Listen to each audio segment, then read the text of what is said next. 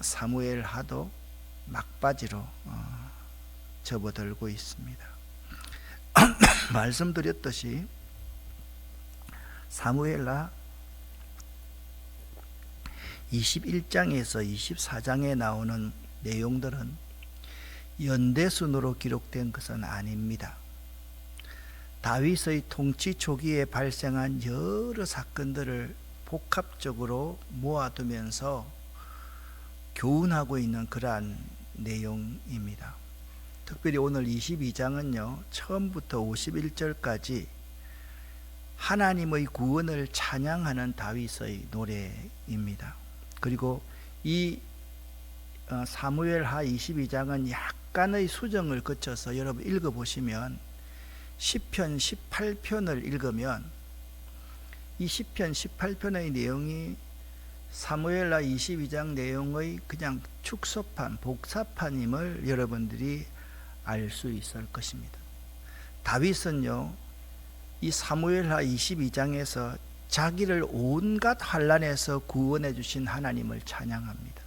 그러니까 여러분들이 다윗 생각하면 다윗이 위대한 왕이어서 다윗이 대단한 영화를 누린 것 같지만 다윗의 생애 처음부터 마지막은 고난으로 점철된 삶이었습니다. 사울이 끊임없이 자기를 죽이려고 했을 때 그냥 목숨이 경각에 이를 정도의 위기를 맞이하면서 살았던 사람입니다. 그때마다 자기를 구원해 주신 하나님을 찬양한 내용이 사무엘하 22장입니다.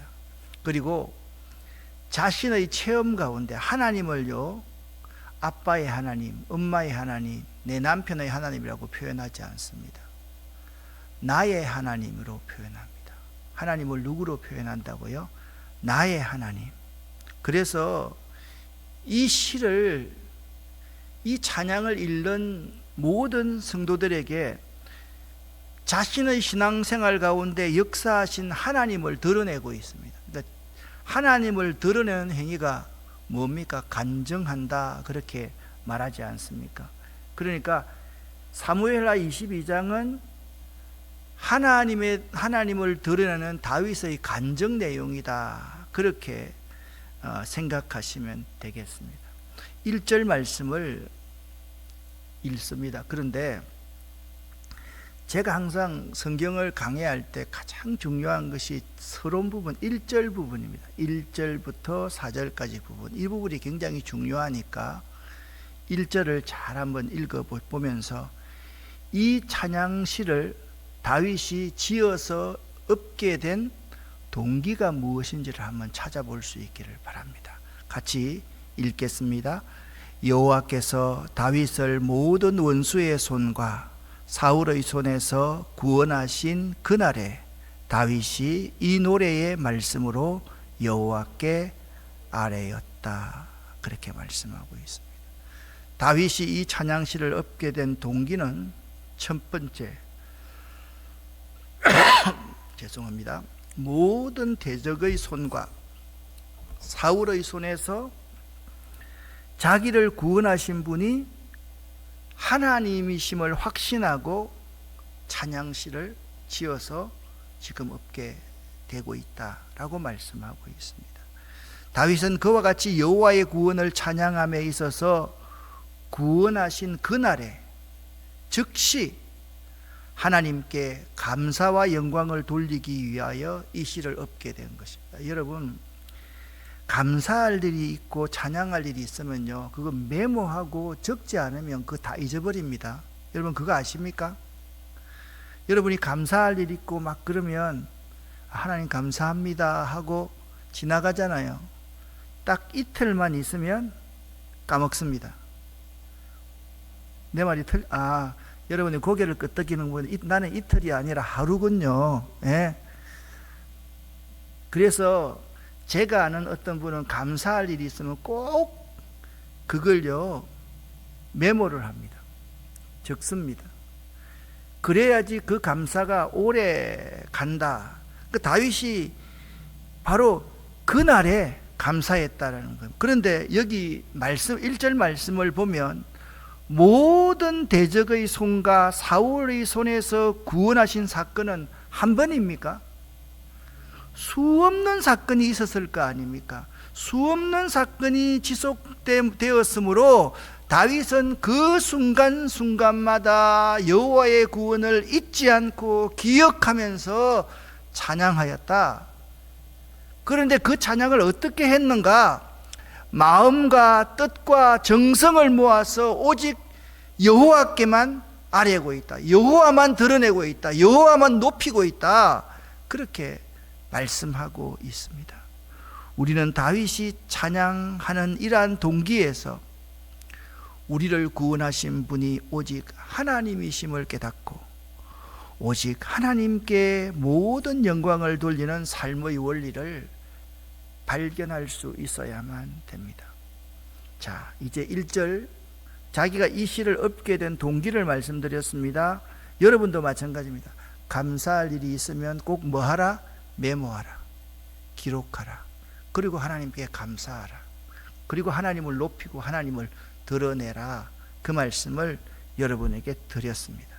다윗은요, 자기를 모든 대적들과 사울, 그것은 바로 흉악 원수들에게서 구원하신 여호와를 이렇게 표현하는데, 다윗은요, 표현할 때 하나님이 누구신가를 하나님과 나와의 관계를 통해서 고백하고 있다는 거예요.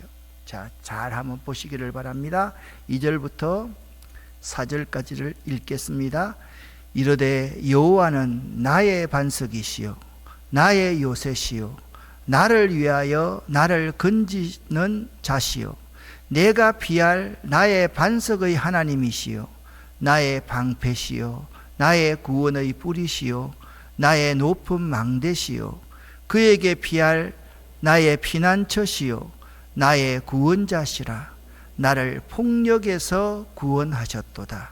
내가 찬송받으실 여호와께 아뢰리니 내 원수들에게서 구원을 받으리로다. 아멘. 4절에 이렇게 말합니다. 내가 찬송받으시기에 합당하신 하나님께 기도하리니 내 원수들에게서 구원을 받으리로다. 자, 하나님의 구원을요, 하나님과 자기와의 관계에서 이렇게 표현하고 있습니다. 여호와는 나의 뭐요? 반석이시요 여호와는 나의 요새이시요 여호와는 나를 건지시는 자요 여호와는 나의 하나님이시요 여호와는 나의 바위시요 여호와는 나의 방패시요 여호와는 나의 구원의 뿌리시요 여호와는 나의 높은 망대이시요 여호와는 나의 피난처시요 여호와는 나의 구원자시라. 아멘. 참, 그러니까 다윗은요, 하나님을요, 자기 삶 속에, 여러분 이 본문을 잘 한번 보세요. 어떨 때 하나님이 나의 반석이 되셨고, 어떨 때 하나님이 나의 요새가 되었고, 어떨 때 하나님이 나를 건지시는 자가 되었고, 이거 하나하나를 생각할 때마다 하나님의 그 은혜에 감사해서 찬양하지 않을 수가 없었던 거예요. 특별히 다윗의 이 고백은요, 우리에게 강력하게 도전해 줍니다. 우리들은요, 하나님을 우리의 삶 속에서 실제적으로 역사하시고 주관하시는 분으로 믿지 못하고 저 멀리 하늘에 계시는 분으로 간주해 버릴 때가 참으로 많다라는 겁니다. 하나님은요, 내 삶에 실제적으로 역사하십니다. 믿으십니까? 믿으십니까? 여러분 삶에 실제적으로 역사하고 있습니까? 그래서 하나님을 어떤 분인가 그걸 고백해야 됩니다. 그냥 대표기도 할 때 앞에 나와가지고 살아계신 하나님 아버지, 다른 사람 하는 거 없지 말고요, 나의 반석이신 하나님 아버지여 라고 할 때, 나를 건져주시는 하나님 아버지여 할 때 그 하나님을 내 삶과 깊은 관계에 있는 분으로 고백할 수 있어야 된다라는 겁니다. 다윗의 이러한 고백은 자신의 수없는 고난을 통한 경험을 바탕으로 나온 것인데요, 계속되는 전쟁과 험난한 피난 생활 속에서도 모든 대적들의 손과 사울 왕의 손에서, 여러분 다윗이 얼마나 많이 죽을 뻔했습니까? 여러분 생각나십니까? 머리에 막 주마등처럼 쭉 서치지 않습니까?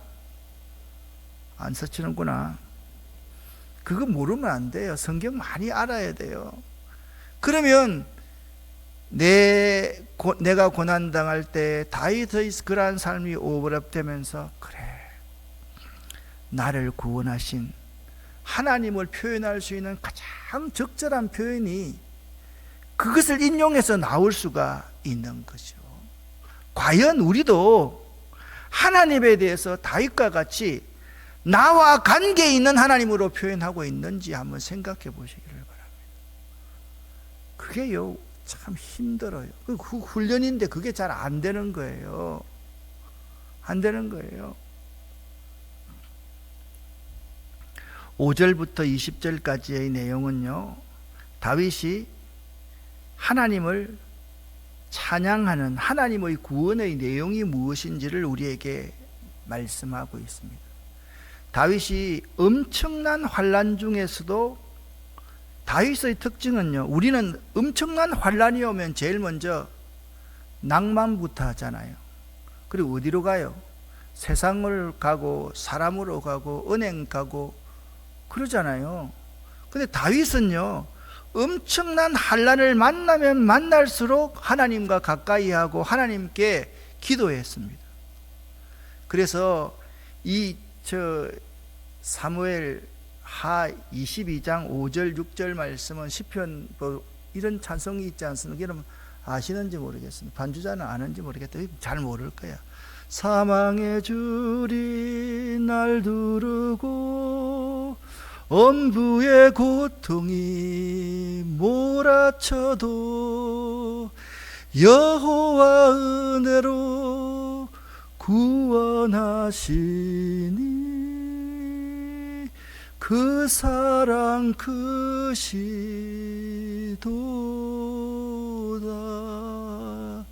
환난과 슬픔을 만났을 때도 눈물이 넘쳐 뺨을 적셔도 여호와 은혜로 구원하사 위로와 소망 주셨네. 그 다음에 너의 모든 나라 여호와를 찬양. 이 정도는 못 불렀어요. 박수도 안 치는 거 보니까.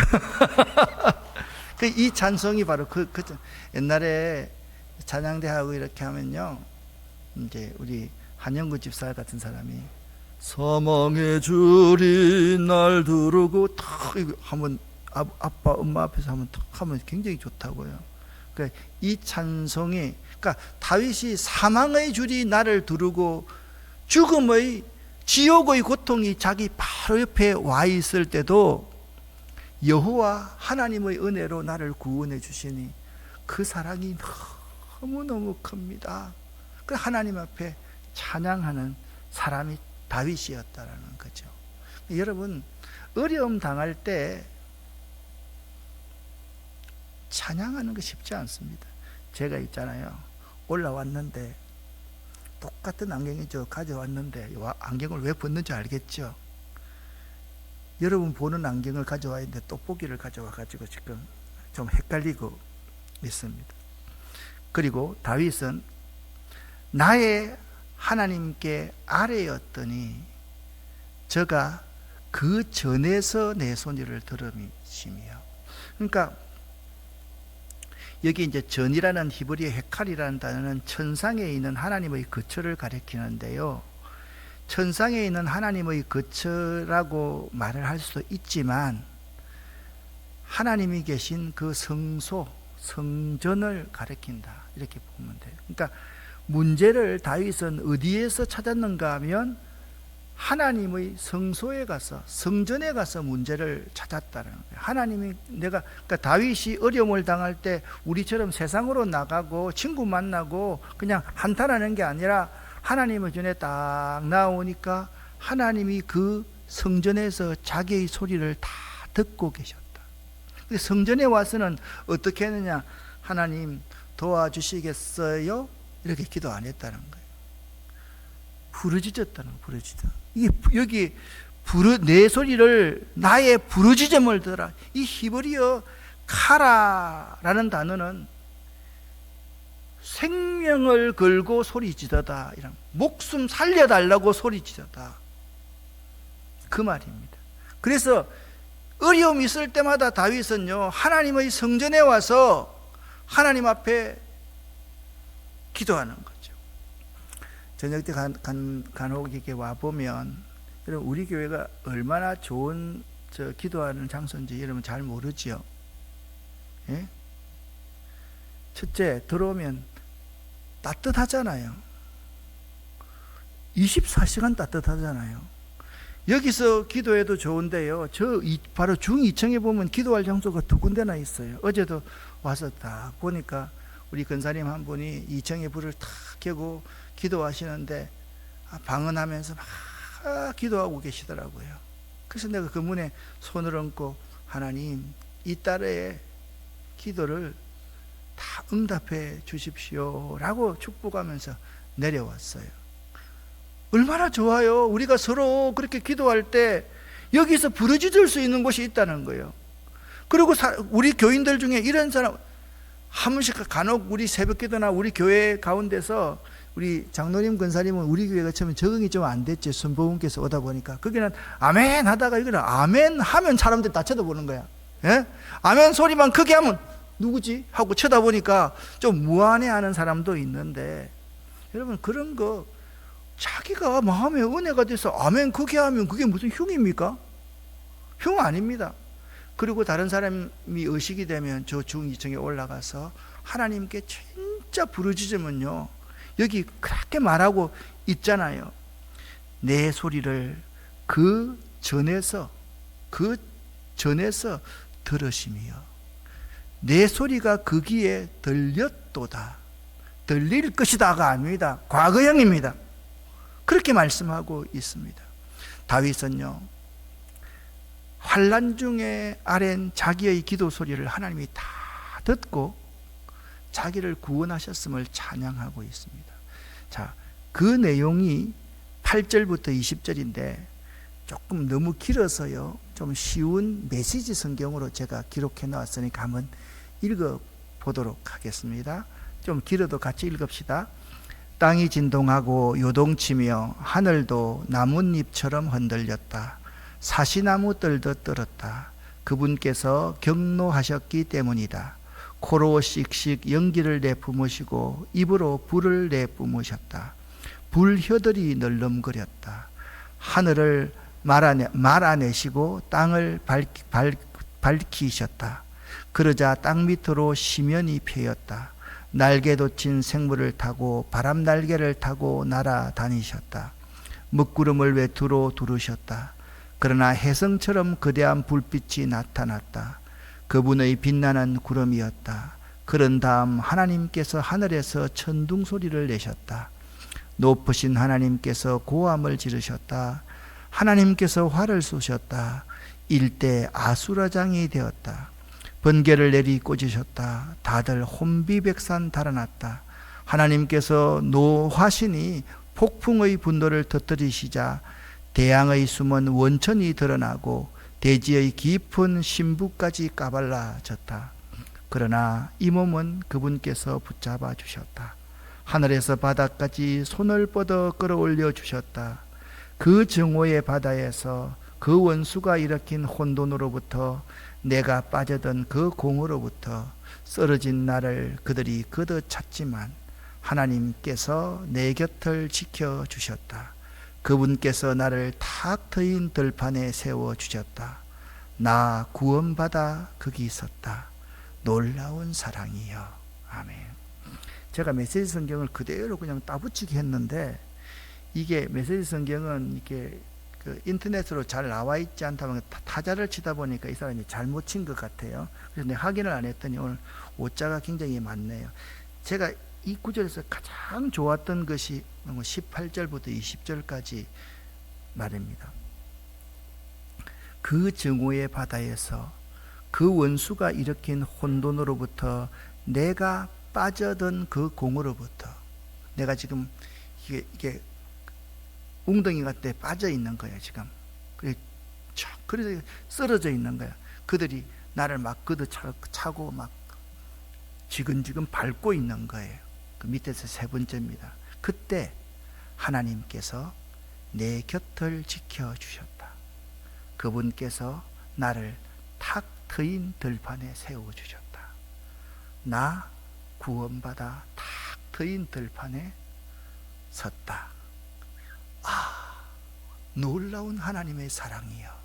그렇게 끝마치고 있습니다. 이 다윗이요, 이게 다니면서 이 부분은 우리가 잘못 해석하면 참 안 됩니다. 이 부분을 보면 다윗이 굉장히 교만한 것처럼 보입니다. 그런데 교만한 것이 아닙니다. 같이 한번 읽어 보십시다. 21절부터 29절까지 같이 한번 읽어 보겠습니다. 쉬운 성경입니다. 주께서 나를 살려주신 것은 내가 의로운 일을 했기 때문이다. 내가 나쁜 일을 하지 않았기 때문에 주께서 나를 구해 주셨다. 나는 주님의 길을 따랐고 하나님에게서 멀어지지 않았다. 주님의 모든 율법을 내가 지켰으며 주님의 가르침을 어기지 않았다. 주님 앞에서 흠없이 살았고 나쁜 일을 하지 않았다. 주께서 나를 구해 주신 것은 나의 의로움 때문이다. 주님 보시기에 흠이 없었기 때문이다.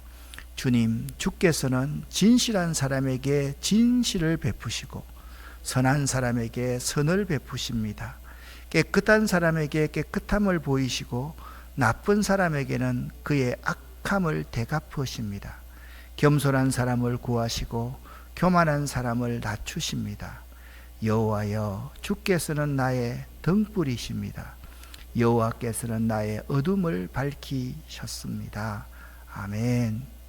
25절을 보면 주께서 나를 구해 주신 것은 나의 의로움 때문이다. 주님 보시기에 흠이 없었기 때문이다. 이걸 여러분 잘 해석을 해야만 됩니다. 이렇게 이해해야만 됩니다. 만약 다윗이 지금 원수들이 자기를 죽이려고 하고 사울 왕이 자기를 죽이려고 할 때 돌아다니면서 계속 죄를 짓고 하나님을 향한 믿음을 보이지 않았다면 하나님이 다윗을 구원해 주셨을까요? 아니잖아요. 말씀드렸잖아요. 다윗은 극심한 환난을 만날 때마다 하나님께 더 가까이 갔고 하나님의 전으로 갔고 그리고 하나님 앞에 부르짖었다. 이게 우리와 다윗의 다른 점입니다. 다윗은 어려움이 있으면 있을수록 하나님을 가까이 함이 자기에게 힘이 되고 능력이 된다는 사실을 믿었던 것입니다. 여기서 다윗은 어려움이 닥치면 닥칠수록 자신은 더욱 하나님만 의지했음을 우리에게 말씀하고 있습니다. 사랑하는 여러분, 혹시나 어려움이 있습니까? 어려움이 닥치면 닥칠수록 더욱 하나님만 의지하는 여러분 될 수 있기를 예수 이름으로 간절히 축원합니다. 지금 여러분에게 어려움이 없다 할지라도 앞으로 여러분에게 어려움이 닥칠 때 그때 회의하고 낙담하고 좌절해서 세상으로 가지 말고 하나님 없습니다 그렇게 말하지 말고 그럴 때일수록 더욱 하나님만 의지할 수 있는 여러분이 될 수 있기를 예수 이름으로 간절히 축원합니다. 그렇습니다. 이런 어려움 가운데서 마지막으로 다윗이 승리할 수 있었던 근거를 아주 잘 정리해 주고 있습니다. 30절 말씀을 같이 한번 읽어 보겠습니다. 내가 주를 의뢰하고 적진으로 달리며 내 하나님을 의지하고 성벽을 뛰어넘나이다. 아멘. 다윗의 모든 성지의 근거가 자신이 의뢰하고 의지한 주 하나님이시다. 그렇게 밝히고 있습니다. 근데 승리가 내가 한 게 아니에요. 아울러 다윗은 유일하신 하나님만이 자신의 바위와 견고한 요새가 되어서 자신을 강하고 담대하게 하사 원수를 멸하시며 승리하게 한 원동력이다라는 것을 말하고 있습니다. 다윗이 완벽한 승리를 대적에게 거둘 수 있었던 것은 주님께서 능력으로 띠를 띄워주셨기 때문이다 라고 고백합니다. 이 말은 뭐냐면 주님께서 항상 나에게 힘을 주셨기 때문에 이길 수 있었다, 능력을 주셨기 때문에 이길 수 있었다라고 다윗이 고백했다라는 거죠. 결국 다윗은요, 여기에서 어떻게 고백을 하느냐, 원수들과 싸운 것은 하나님이시었고 자신은 단지, 지금 보세요, 다윗이 지금 도망갑니다. 원수들이 다윗을 죽이려고 합니다. 사울도 죽이려고 합니다. 자기가 지금 도망가고 있지만 자기 혼자만 도망가는 것이 아니라 하나님의 마차에 자기는 딱 하나님이 앉혀놓고, 여러분 무협 영화나 우리나라 영화 보면 마차에다가 왕자님이나 마님이 탁 앉아있고 호위무사들이 탁 거드리면서 막 적군들이 이렇게 해도 호위무사가 창이 막 오면 칼로 탁탁 다 맞고 이런 거 있죠, 그죠? 싸우시는 분은 하나님이시고 자기는 그 하나님의 칼에 불과하고 무기에 불과하다, 그렇게 다윗이 고백하고 있는 거예요. 자신은 단지 원수들과 싸우는 하나님의 도구에 지나지 않았다, 그걸 다윗이 지금 고백하고 있는 거예요.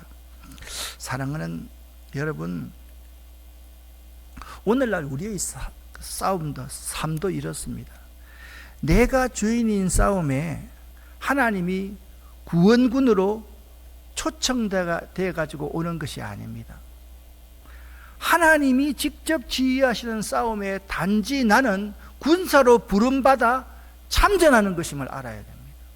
우리는 자꾸 내가 싸우고 하나님 도와달라 그러는 거예요. 내가 내 힘으로 막 싸우려고 그러고 안 되니까 하나님 좀 도와주세요. 어떤 사람은 그렇게 말합니다. 아니, 사람이 노력하지 않고 어떻게 하나님 도움을 받을 수 있냐? 그건 다릅니다. 내 싸움에 내가 주인이 딱 되잖아요. 내가 모든 거 다 결정해 놓고 딱 가져가서 하나님 사인해 주실래요? 그러면 내가 주인입니까? 하나님이 주인입니까? 내가 주인이잖아요. 예? 하나님이 내 종이잖아요. 주님이 내 종이잖아요. 그런 삶이 아니라는 거예요. 많은 그리스도인들이 그렇게 해요. 내가 싸우고 하나님은 원군이에요. 하나님이 직접 싸우는 싸움에 하나님, 내가 여기 있습니다. 하나님 부르시면 내가 순종하겠습니다. 내가 복종하겠습니다. 내가 선복에 서겠습니다. 그런 싸움을 싸울 수 있어야 되는데 우리는 자꾸 자기가 사고 다쳐놔놓고 하나님이 수습만 해달라고 말하는 사람, 그런 사람이 되고 있다라는 거예요. 그런 사람은 찬양하는 삶이 아닙니다. 오늘 마지막 결론 부분입니다. 다윗은요, 영원토록 은혜 베푸실 여호와를 찬양합니다. 다윗의 삶은요, 한마디로 말해서 찬양하는 삶입니다. 여러분, 다윗이 제일 먼저 사울 왕에게 부름받았을 때 했던 일이 뭡니까? 예? 사울 왕 앞에서 악기를 다루면서 사울에게 있는 악신을 물려쳐 준 일 아닙니까? 시편의 모든 부분에 다윗이 고백하는 것이 하나님을 찬양하고 하나님을 찬양하는 것으로 끝냈던 사람이 다윗의 인생이었습니다. 여러분, 한번 마지막 결론 부분을 한번 보시기를 바랍니다.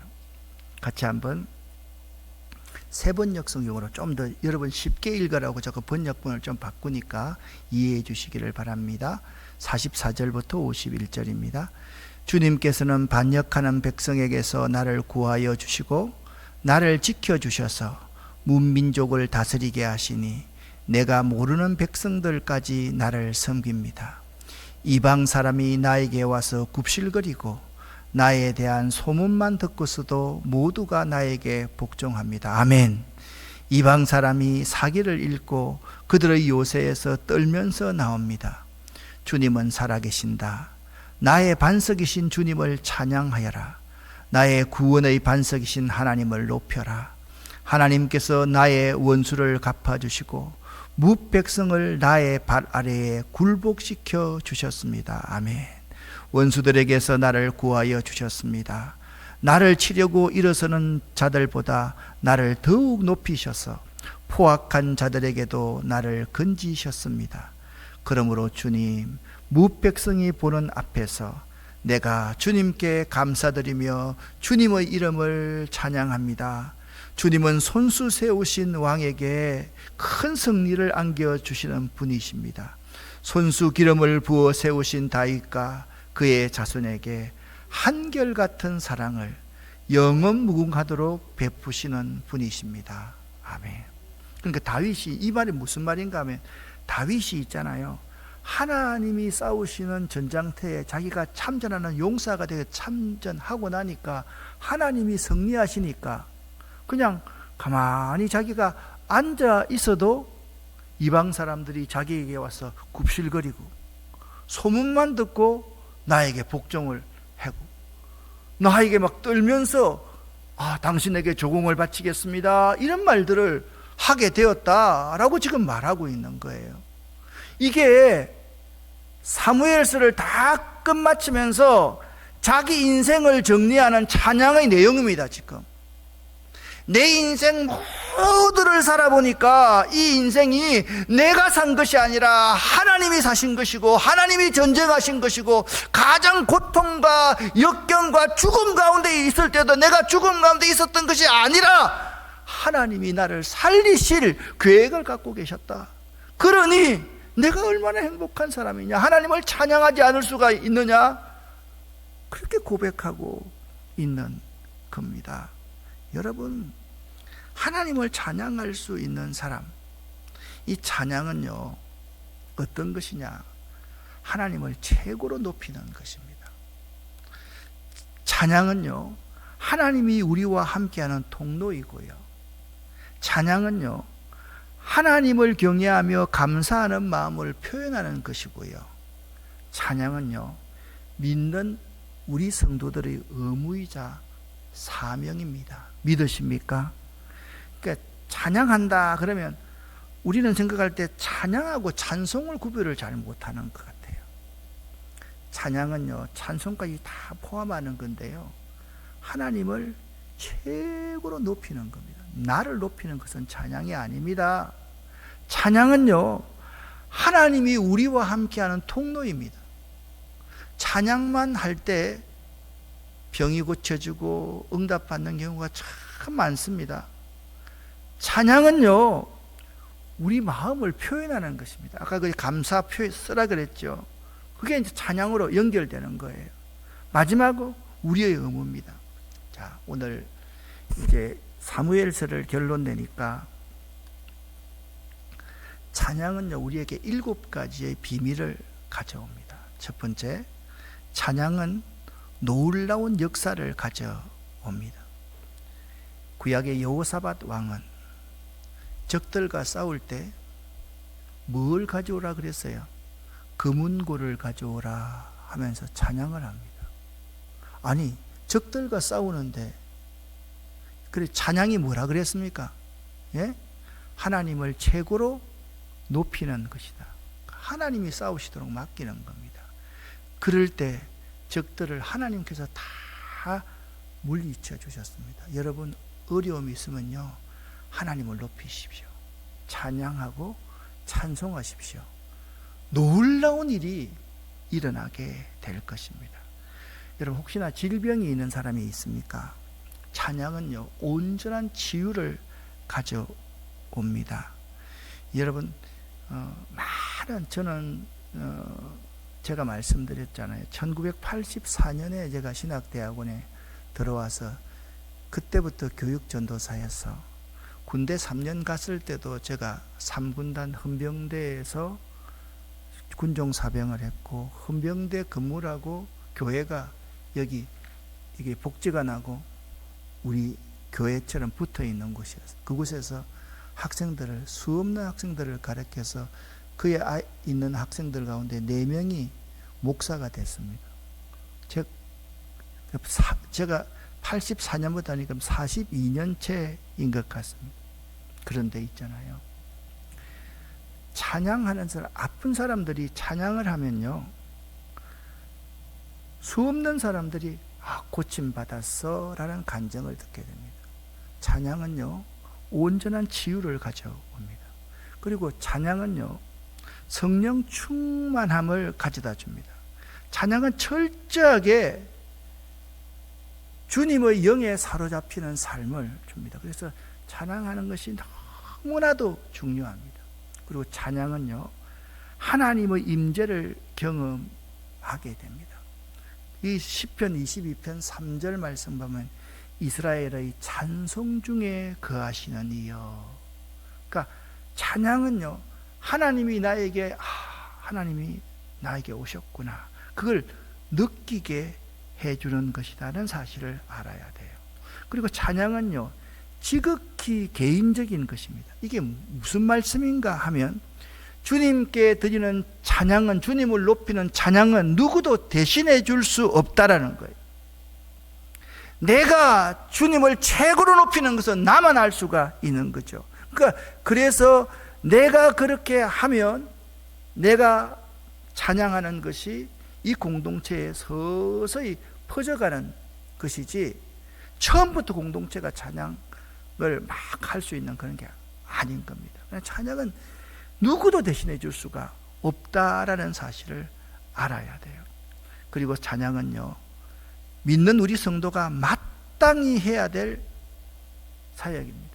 성경을 한번, 66권 성경을 한번 보십시오. 모든 믿음의 영웅들은 주님을 찬양했던 사람입니다. 모세도요, 모세가 기록한 모든 거 보면 제일 뒤에 찬양하는 내용이 나오잖아요. 미리암도요, 다윗도요, 솔로몬도요, 베들레헴의 목자들도요, 예수를 낳은 마리아도요, 마리아의 찬양가가 다 있잖아요. 이들은 모두 마땅히 드려야 할 것을 하나님께 드린 사람이다 라는 것을 알아야 되는 거예요. 마지막, 찬양은요, 이 세상에서 천국의 말을 연습하는 것입니다. 우리가 찬양 드릴 때 천국의 언어로 합창하는 것입니다. 할렐루야라는 뜻이 무엇입니까? 하나님을 찬양하라 라는 뜻입니다. 찬양은 천국 언어를 연습하는 것이다. 이 찬양하면서 오늘 말씀을 마칩니다. 찬양하라 내 영혼아, 찬양하라. 반주해봐. 보고 할 수 있겠지, 그치? 자, 반주해봐요. 미안해. 잠깐만. 반주자가 반주하고.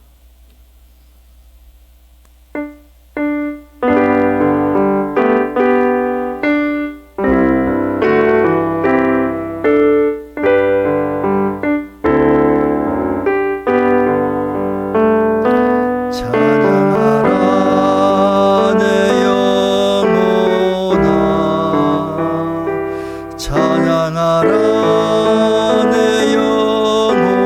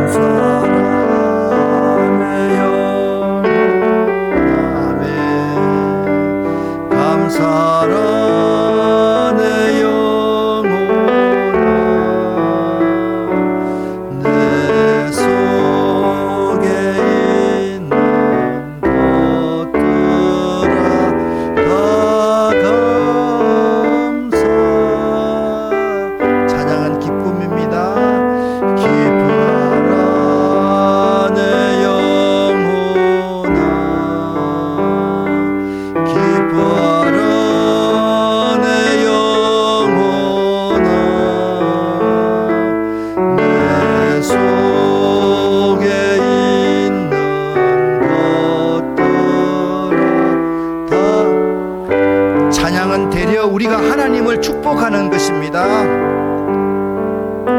성축하라 내 영혼아, 성축하라 내 영혼아, 내 속에 있는 것들아 다소 1절만 찬양하라 내 영혼아. 눈을 감고 불을 꺼주세요. 찬양하라 내 영혼아, 찬양하라 내 영혼아, 내 속에 있는 것들아 다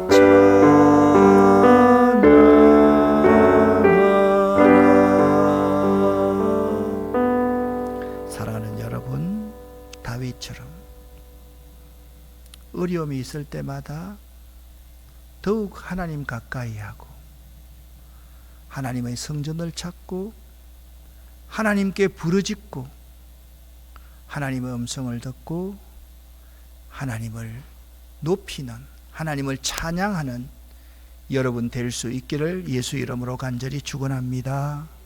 주여 믿습니다. 3번 부를 때, 자, 처음 나오신 분, 처음 주여 믿습니다는 나는 주님을 믿습니다 라는 뜻입니다.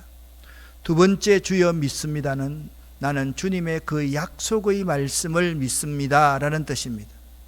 3번째는 그 약속의 말씀이 지금 내 삶의 역사함을 믿습니다. 아멘으로 받아들입니다. 주여 믿습니다. 3번 부르고 기도합니다. 주여 믿습니다. 주여 믿습니다.